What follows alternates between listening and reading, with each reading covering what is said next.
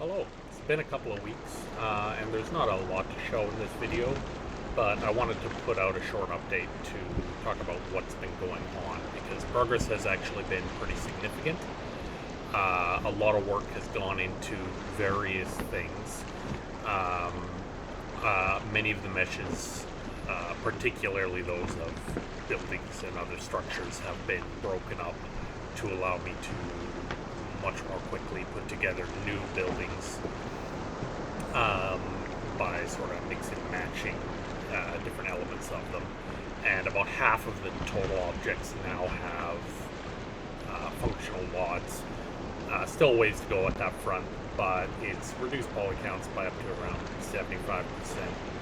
I wanted to avoid getting lost in premature optimization, but things were getting a little tough to manage as they were, especially on the weaker test systems. Even right now, I'm only managing about 30 frames a second. I'm aiming to hit the 40 to 60 range on systems with a power comparable to, say, the Steam Deck, which is not far off. The system I'm using right now is a little bit weaker than that. For back-end changes, I've done a lot of refactoring to the cargo system for ships. It now supports cargo systems of various different sizes and orientations. For example, these log bundles or wood piles you see here can now be carried as cargo because elements like wood will be a major thing that's transported. You can kind of see I've got the start of a wood mill here. I've also added quite a few different props and visual interest items. This includes a handful of purchased assets like these rock formations. I prefer to model most stuff myself, but I'm not the best environmental artist, and there's only so many hours in a day, so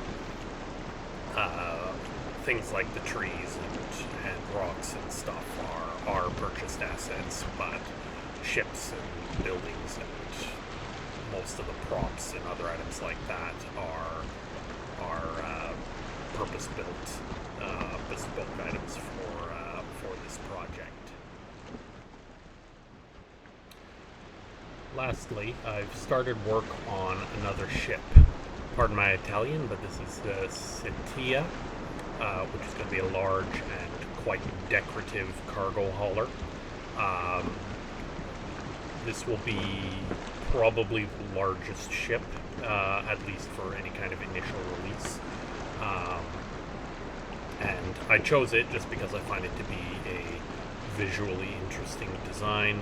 And gives the opportunity to make sure systems work together with larger and more complex ships. For any kind of initial early release, I plan to have this ship complete, as well as one more, which will be a small ship. You might see in some of the earliest videos there was a very small single-masted dhow, which has since been converted to be the rowboat for the other ships.